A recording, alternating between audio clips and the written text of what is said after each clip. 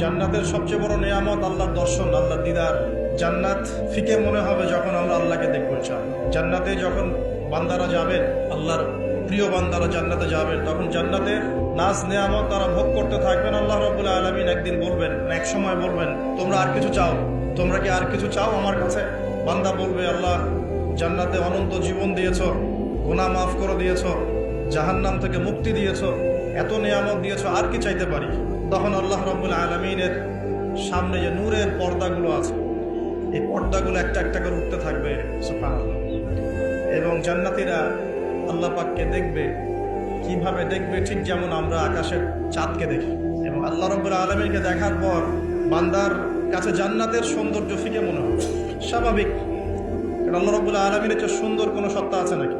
কিন্তু মুদ্রার অপর পিঠে আরও কিছু মানুষ থাকবে যাদের ভাগ্যে এই সৌভাগ্য নসিব হবে না, তাদেরকে বলা হবে জাহান্নামী। ঠিক একইভাবে এই দুনিয়াতেও সবাই যে আল্লাহ পাকের অনুগ্রহ লাভ করে ধন্য হয় এমন নয়, কিছু কিছু মানুষ আল্লাহর গজবে ধ্বংসও হয়, হয় না? সমকালীন যে বিষয়গুলো চলছে তার মধ্যে অন্যতম একটা হচ্ছে আল্লাহর গজব, আল্লাহ পাকের পরীক্ষা, আল্লাহ পাকের শাস্তি, আল্লাহর গজব আমরা এখন চোখে দেখতে পাচ্ছি। আল্লাহ রাব্বুল আলামিন পবিত্র কোরআনুল কারীমে বেশ কয়েকটা জায়গায় একটা সম্প্রদায়, একটা কওম, একটা জাতির কথা বলেছেন। তার নাম হচ্ছে কওমে মাদিয়ান। কি নাম? কওমে মাদিয়ান। শুআয়ব আলাইহিস সালামের কওম ছিল কওমে মাদিয়ান। কি নাম ভাই?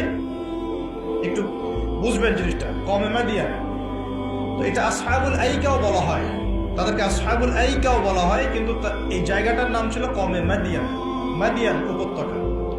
এখন শুআয়ব আলাইহিস সালাম খুব চমৎকার একজন বাগ্মী ছিলেন। বাগ্মী বলতে যিনি খুব সুন্দর করে কথা বলতে পারেন। আছে না এমন কিছু মানুষ সমাজে যারা খুব সুন্দর করে কথা বলতে পারে?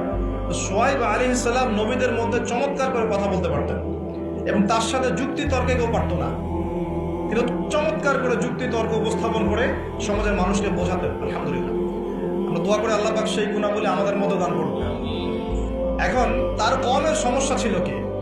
এক নাম্বার সমস্যা ছিল তার কওম আল্লাহর সাথে শিরক করত। এক নাম্বার কি করতো ভাই?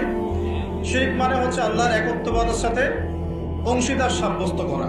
মনে রাখবেন, তার কওম এক নাম্বার কি অপরাধ করত? শিরক করত। দুই নাম্বার কুফর, শিরকের সাথে সাথে তারা কুফরি করত, আল্লাহ রাব্বুল আলামিন অনুগ্রহগুলোকে, নিয়ামতগুলোকে অস্বীকার করত। তিন নাম্বার, এই দুটোর পাশাপাশি ওদের অপরাধ ছিল যে তারা মাপে কম দিত। কি করত? মাপে কম দিত। তিন নাম্বার। চার নাম্বার, ওরা অন্যের সম্পদ, মানুষের সম্পদ অন্যায়ভাবে দুই নাম্বারই করে লুটে পুটে খাইত। এই চারটা ছিল ওদের মেজর অপরাধ। কয়টা অপরাধ? এই চারটা মারাত্মক মেজর অপরাধ। এখন আসেন, এদের কি পরিণতি হলো সেটা বলার আগে আমরা এই পাপগুলো নিয়ে একটু আলোচনা করি। এই পাপগুলো নিয়ে একটু আলোচনা করি সংক্ষিপ্ত করে। মাদিয়ান কওমের সর্বপ্রথম অপরাধ ছিল তারা আল্লাহর সাথে শিরক করত, মানে আল্লাহ পাকের তাওহীদের সাথে অংশীদার সাব্যস্ত করত। এখন এই শিরকটা কিন্তু প্রত্যেক যুগেই নবীদের সময় হয়েছে এবং আমাদের নবী মুহাম্মদ সাল্লাল্লাহু আলাইহি ওয়াসাল্লাম তার জামানাতেও কিন্তু আবু জেহেল, আবু লাহাব, উতবা, সায়বা এরা কিন্তু শিরক করেছে। এখন এই শিরকটাকে নবী সাল্লাল্লাহু আলাইহি ওয়াসাল্লাম খুব সহজ করে ভাগ করে দিয়ে গেছেন।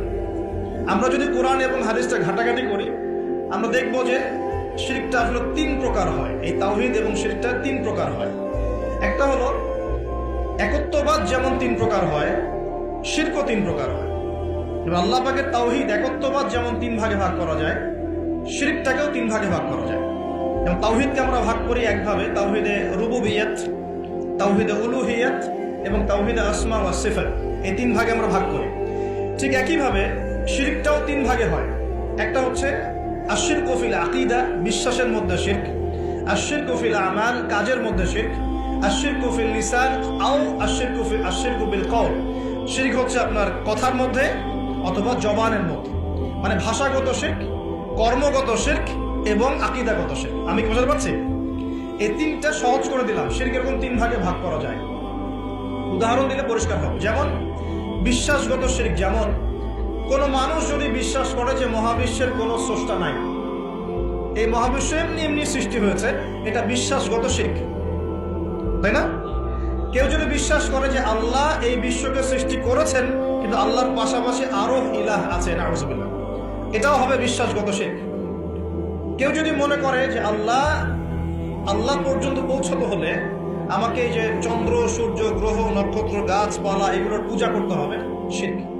এটা হলো বিশ্বাসগত শিরক।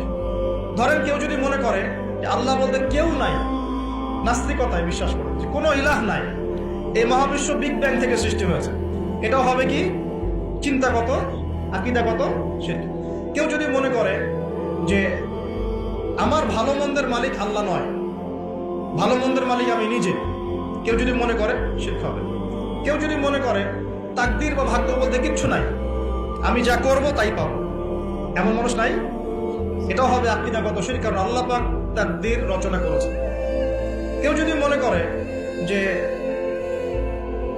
কবরে শায়িত মৃত মানুষ আমাকে পরকালে বাঁচিয়ে দিবে, আমাকে পরকালে পুলসিরাত পার করিয়ে দিবে, বিশ্বাসগত শিরক হয়ে যাবে।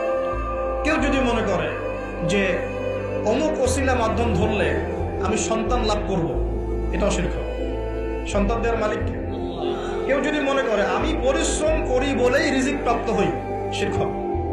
আমি পরিশ্রম করি, কাজ করি, ব্যবসা করি, চাকরি করে বলেই 3 বেলা খেতে পারি, শিরক হবে। কে খাওয়ায়? কেউ যদি মনে করে যে আমি খুব রুটিন লাইফ লিড করি, ভালো মন্দ বেঁচে চলি, ভালো ভালো খাই, ব্যায়াম করি, এই কারণে আমি সুস্বাস্থ্যের অধিকারী, শিরক হবে। সুস্বাস্থ্য দিয়েছেন কে? কেউ যদি মনে করে যে আমার হাতে একটা আংটি আছে, এই আংটি খুলে ফেললে আমার রোগ হবে, এটা হবে বিশ্বাসগত শিরক। কেউ যদি মনে করে আংটিটা খুলে ফেললে আমার রোগ বেড়ে যাবে, অথবা আংটি খুলে ফেললে আমি মারা যাব, আমার কোনো ক্ষতি হবে, বিশ্বাসগত শিরক। কেউ যদি মনে করে ভালোগুলো সব আল্লাহর পক্ষ থেকে আসে আর খারাপগুলো শয়তানের পক্ষ থেকে আসে, এটাও শিরক। কারণ ভালো মন্দ দুটোই কার পক্ষ থেকে আসে? আল্লাহর পক্ষ থেকে। চুল আঁচড়াচ্ছেন, চিরুনিটা হাত থেকে পড়ে গেল। কেউ যদি মনে করে এখন মেহমান আসবে বাসায়, এটা হবে একটা শিরক। বাসা থেকে বের হয়েছেন, হঠাৎ করে হোঁচট খেলেন, এই কাপড়টা আটকে গেল, আপনি মনে করছেন হয়তো বাইরে গেলে কোনো অমঙ্গল অকল্যাণ হতে পারে, বিশ্বাস করলেই শিরক। কেউ যদি মনে করে যে রাস্তার পাশে লোক বসে আছে টিয়া পাখি নিয়ে, ও আমার ভাগ্য বলতে পারে, বিশ্বাস করলে শিরক। কেউ যদি পত্রিকা খুলে দেখে রাশি ফলে লেখা আছে তুমি সিংহ রাশি, তোমার আজকের দিনটা এমন যাবে, বিশ্বাস করলে শিরক। কেউ যদি হাত দেখায় জ্যোতিষীকে, দেখিয়ে বলে যে আমার ভবিষ্যৎ বলে দেন, আমার কয়টা বিয়ে হবে, কয়টা বাচ্চা হবে, কেউ যদি বিশ্বাস করে, তাহলে শিরক। এরকম অসংখ্য শিরক হতে পারে, আমি বলে শেষ করতে পারবো না, যেগুলো মানুষের চিন্তার সাথে সম্পৃক্ত। কিসের সাথে সম্পৃক্ত? এই চিন্তার সাথে যে শিরকগুলো সম্পৃক্ত, এগুলোকে আমরা বলি আশরিকু ফিল আকীদা বা বিশ্বাসগত শিরক। আমি কি বুঝাতে পারছি?